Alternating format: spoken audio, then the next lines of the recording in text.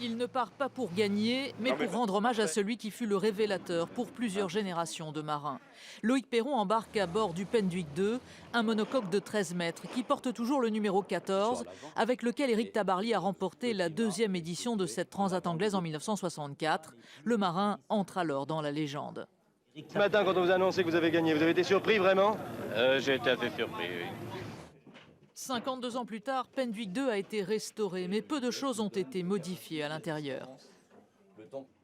Ce qui a été enlevé, c'est tout ce qui était les répétiteurs qui donnaient les informations sur la force du vent, la vitesse du bateau. À l'intérieur, Loïc avait fait le choix de masquer un peu tout ça. Un des prochains travaux, ça va être de cloisonner toute la partie instrument pour qu'il soit vraiment en configuration de course comme en 64.